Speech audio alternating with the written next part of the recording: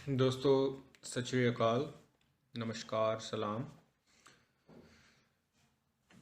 दोस्तों, पुर्तगाल की टीआरसी यानी टेम्परेरी रेजिडेंस कार्ड लेने में टोटल कितने स्टेप्स होते हैं, यानी कि पहले कौन सी चीज़ करनी है हमने और लास्ट में हमने क्या करना है,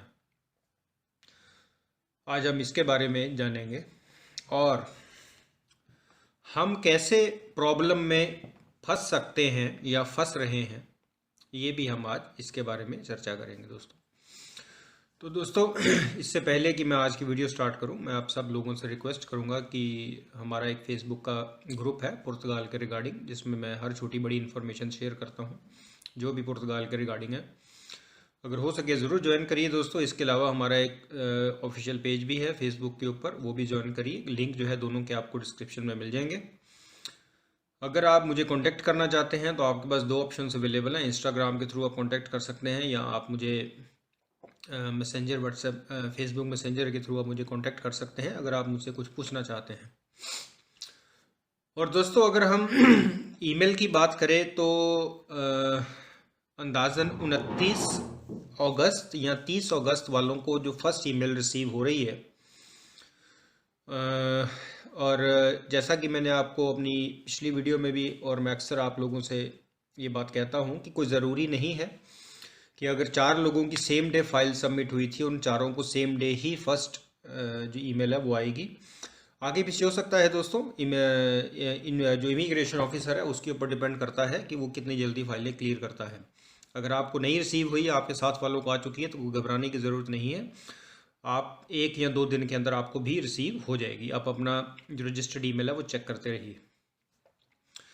और दोस्तों, अब 10 दिन का प्रोसेस नहीं है, जैसा कि आप सब लोग जानते ही हैं कि अब 10 दिन का प्रोसेस जो है वो ख़त्म हो चुका है। अगर कोई हमारे भाई टाइम पर रिप्लाई नहीं कर पाए तो आप अपने रजिस्टर्ड ईमेल से कांटेक्ट करिए और वो आपको सेकंड चांस दे देंगे।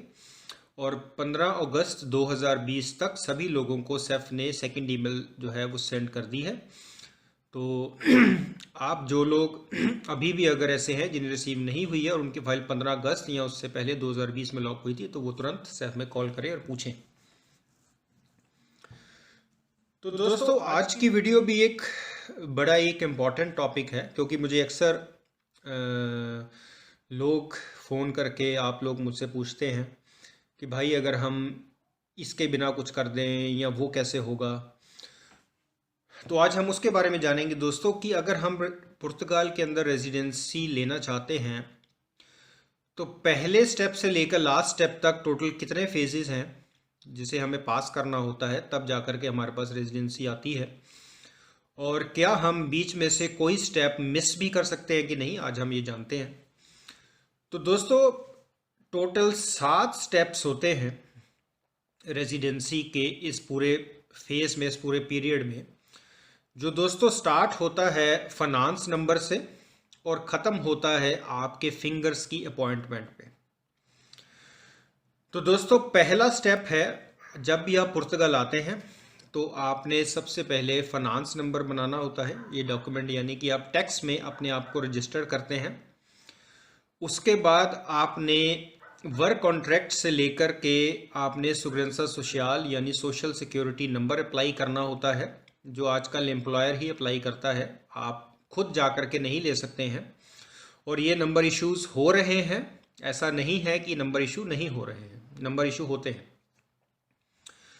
और तीसरा दोस्तों, वर्क कॉन्ट्रैक्ट आपके पास होना चाहिए है, ताकि आप पुर्तगाल की गवर्नमेंट को रेगुलर टैक्स पे करें और आप उन्हें बता सके कि भी मैं आपके लिए एक वैल्यूएबल एसेट हूँ, इस वजह से मुझे दी जाए। चौथे नंबर पे दोस्तों आता है फाइल सबमिशन, कि जब आपके पास ये डॉक्यूमेंट तैयार हो जाते हैं, फाइनेंस नंबर, सोशल नंबर और जॉब कॉन्ट्रैक्ट, और उसके बाद हम फाइल सबमिट करते हैं। पांचवें नंबर पे दोस्तों आता है आपकी फर्स्ट ईमेल, जो लगभग साल भर से 12 से 15 महीने के बीच में आती है, पर इस समय वक्त ज़्यादा लग रहा है, 18 से 19 महीने का वक्त लग रहा है। क्योंकि जैसा कि आप लोग जानते ही हैं कि जिन लोगों की अगस्त 2020 में फ़ाइल लगी थी, उनको अब फरवरी 2022 में जाकर के ईमेल आई है, यानी कि अमूमन 6 महीने 18 महीने बाद। और दोस्तों छठा स्टेप होता है, अब जो सेफ है वो आपको ऑटोमेटिक अपॉइंटमेंट के लिए ईमेल सेंड करती है कि अब हमने आपको, अब सिस्टम में अब आपका नंबर आ गया है, तो अब आप अपने लिए फिंगर्स की डेट उठाएं। और दोस्तों 7वां स्टेप होता है फिंगर्स का, जब आप जाते हैं बायोमेट्रिक्स करवाते हैं और कार्ड जो है वो आपके एड्रेस पर डिलीवर हो जाता है। तो दोस्तों ये जो पूरा टाइम पीरियड है वो आज के वक्त के अकॉर्डिंग कोई 24 से 26 महीने का है, यानी कि इतने टाइम के अंदर आपके हाथ में रेजिडेंसी कार्ड पुर्तगाल का होगा। तो जो भी लोग नए आ रहे हैं वो इस चीज़ को समझें कि आपने टोटल 7 फेजेस में से गुजरना है, तब जाकर के एंड में आपको रेजिडेंसी मिलेगी। अब दोस्तों अब ये है कि क्या हम इसमें से कोई भी स्टेप मिस कर सकते हैं। अब अमूमन जैसे कि आप, सबसे बड़ी जो कंप्लेंट आ रही है वो ये है कि भी हमारा सोशल सिक्योरिटी नंबर नहीं आ रहा, बहुत टाइम लग रहा है। तो दोस्तों जैसा कि मैंने आपको पहले भी कहा था कि 4 हफ्ते से ज़्यादा वक्त नहीं लगता है अगर आपके एम्प्लॉयर ने अप्लाई कर दिया है सोशल सिक्योरिटी नंबर, क्योंकि बिना सोशल सिक्योरिटी नंबर के आपको जॉब नहीं मिलती, आप नहीं कर सकते हैं। अगर आप कर भी रहे हैं तो उसका कोई फ़ायदा नहीं है, क्योंकि वो रिकॉर्ड में चढ़ नहीं रहा। सोशल सिक्योरिटी नंबर का मतलब ये होता है कि अब आप पुर्तगाल के पॉपुलेशन रजिस्टर में आपका नाम दर्ज हो चुका है। इसका मतलब कि अब आप जो लीगल राइट्स हैं जो एक रेजिडेंस को या पुर्तगीज़ को, सिटीज़न को मिलते हैं, वो आपको आगे जा कर के मिलेंगे। अगर आपके पास सोशल सिक्योरिटी नंबर ही नहीं है तो आपके कॉन्ट्रैक्ट में वो नंबर नहीं चढ़ेगा, जिसका मतलब कि अब आप चेक नहीं कर सकते कि भाई मेरी हर महीने कितनी सैलरी है, कितना मेरा टैक्स बन रहा है, तो ये पॉसिबल नहीं है। तो ये आपने अपने जहन में बनाना है कि हमने इन पूरे 7 स्टेप से गुजरना है, हम कोई भी स्टेप मिस नहीं कर सकते। अगर आप मिस करेंगे तो ये आने वाले वक्त के अंदर आप ही की प्रोफाइल के अंदर प्रॉब्लम क्रिएट करेगा जब आप फिंगर्स करवाने जाएंगे। क्योंकि दोस्तों जिन लोगों ने आज से साल भर पहले, 2 साल पहले, 3 साल पहले कार्ड लिया था, उस समय उन लोगों की जो मेंटेलिटी थी, जो थिंकिंग थी, वो और थी, वो लीनियंट थे, वो इग्नोर करते थे चीज़ों को। पर आज जैसे जैसे सेफ को, इमिग्रेशन को चीज़ों का पता लगता जा रहा है भी कैसे वो लोग फ्रॉड कर रहे हैं, तो वो सख्ती के ऊपर आ गए हैं, वो छोटी छोटी चीज़ों को चेक करते हैं। इस वजह से आपने कोई स्टेप मिस नहीं करना है। और अब दोस्तों प्रॉब्लम कहाँ फंस रही है,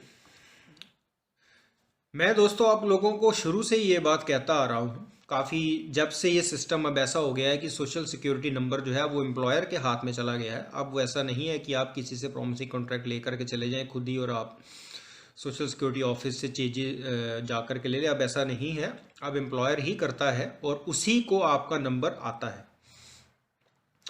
यानी कि अगर आपके एम्प्लॉयर ने, जो भी बंदा आपके डॉक्यूमेंटेशन कर रहा है, आपका एम्प्लॉयर जो है अगर वो अप्लाई करता है तो उसको 4 हफ्ते के बीच में नंबर मिल जाता है और वो आपको आगे पास ऑन कर देता है कि भाई ये तुम्हारा सोशल सिक्योरिटी नंबर है। और दोस्तों मैं आप लोगों से काफ़ी देर से यही बात कहता हूँ कि 4 हफ्ते हो गए, 4 हफ्ते तो वक्त नहीं लगता। लोग मुझे फ़ोन करते हैं, पूछते हैं बाजी भी आप कितने वक्त में आ जाएगा, तो मैं उन्हें कहता हूँ कि 4 हफ्ते के अंदर आपको नंबर मिल जाएगा, कोई प्रॉब्लम नहीं आएगी। और 2 महीने बाद, 8 महीने बाद, 7 महीने बाद, 9 महीने बाद मुझे फिर से कांटेक्ट करते हैं कि पाजी भाई नंबर कितनी देर में आता है। भाई 4 हफ्ते में आ जाता है सर। भाई मुझे तो 9 हफ्ते हो गए हैं, मुझे 7 हफ्ते हो चुके हैं, मुझे 10 हफ्ते हो गए हैं, मुझे 3 महीने हो चुके हैं, मेरा अब तक नंबर नहीं आया, मैं क्या करूं। तो दोस्तों इसमें अब मैं तो कुछ नहीं कर सकता, क्योंकि मैंने आपको स्टार्ट में ही बताया था कि ये इतना, इससे ज़्यादा वक्त नहीं लगता है। और आपने फिर से अपने आप को अगर फ्रॉड में फंसा लिया तो इसमें फिर मैं तो कुछ नहीं कर सकता। क्योंकि मैंने आपको स्टार्ट में ही इन्फॉर्मेशन करेक्ट दे दी थी कि इससे ज़्यादा वक्त नहीं लगता। ये इन्फॉर्मेशन आपके पास होने के बावजूद भी अगर आप सामने से जा कर के प्रॉब्लम में फंस रहे हैं तो दोस्तों इसके अंदर गलती किसी और की नहीं, आप लोगों की ही होगी।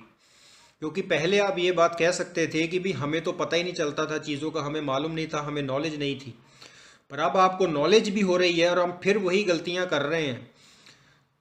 तो इसके अंदर ना तो मैं कुछ कर सकता हूँ, ना सुग्रन सर सोशल कुछ कर सकता है। आप जिस बंदे से आपने कांटेक्ट किया था, जो आपके डॉक्यूमेंटेशन बना रहा था, वो ही उसी से पूछिए, वही आपको बता सकता है कि अब मैं क्या करूँ, कितना वेट करूँ। और जब तक आपके पास सोशल सिक्योरिटी नंबर नहीं आएगा आप जॉब ही नहीं कर सकते यहाँ पर। आपको कॉन्ट्रैक्ट अगर कोई दे भी देगा तो उसका कोई फ़ायदा ही नहीं है, क्योंकि वो तो सिस्टम में चढ़ ही नहीं रहा है। तो आप लोगों को पहले चीज़ों का पता होना चाहिए। मैं आप लोगों से बार बार चीज़ों के बारे में डिस्कस करता रहता हूं ताकि आपके पास बेसिक नॉलेज हो। जो भी हमारे भाई पुर्तगाल आ रहे हैं या आने वाले हैं, उन लोगों को पुर्तगाल आने से पहले सिस्टम के बारे में नॉलेज होनी चाहिए है, ताकि आप जिसको भी आप कांटेक्ट करते हैं, अगर वो आपसे कुछ फ्रॉड करने की कोशिश करे तो आप पकड़ लें उसी समय कि कोई फ्रॉड नहीं मुझसे कर सकता, मुझे मालूम है। तो आप लोगों ने इन चीज़ों का ख्याल रखना है दोस्तों। मैं फिर आपसे ये बात कह रहा हूँ कि 4 हफ्ते से ज़्यादा वक्त नहीं लगता, और पहले स्टेप से लेकर के आखिरी स्टेप तक टोटल 7 फेजेस हैं जिसमें से आपको गुजरना है। और 24 से 26 महीने का इस टाइम वक्त लग रहा है, और जिसमें से आप कोई भी मिस नहीं कर सकते। अगर आप मिस करते हैं तो ये आप ही के लिए प्रॉब्लम आगे क्रिएट करेगा और किसी के लिए कोई प्रॉब्लम नहीं क्रिएट करेगा। तो दोस्तों उम्मीद करता हूं कि आज की वीडियो आप लोगों को पसंद आई होगी, आपके लिए कुछ नॉलेज होगी। जो भी हमारे भाई नए आने वाले हैं, जो यहाँ आ चुके हैं पर स्टार्ट करना चाहते हैं, उन लोगों को चीज़ों की जानकारी होगी। तो मिलेंगे दोस्तों अगली वीडियो के अंदर एक नई इन्फॉर्मेशन के साथ, एक नई जानकारी के साथ। अगर आपको लग रहा है कि मेरी कोई इन्फॉर्मेशन गलत है, उसे करेक्ट करने की ज़रूरत है या अधूरी है, तो ज़रूर कमेंट सेक्शन में लिखिए। जैसा कि मैंने वीडियो के स्टार्ट में आप लोगों को बताया कि अगर आप मुझे कांटेक्ट करना चाहते हैं तो आपके पास 2 ऑप्शंस हैं, या फेसबुक मैसेंजर के थ्रू कांटेक्ट कर सकते हैं या इंस्टाग्राम के थ्रू। दोनों का ही लिंक डिस्क्रिप्शन में भी है, और इंस्टाग्राम का बार कोड आपको शो हो रहा होगा स्क्रीन के ऊपर, आप वो स्कैन करें और आप मेरे अकाउंट तक पहुंच जाएंगे। दोस्तों मिलेंगे अगली वीडियो के अंदर। आप अपना प्यार और आशीर्वाद इसी तरह से बना के रखिए। तब तक आप सब लोगों का बार बार हार्दिक तौर से धन्यवाद।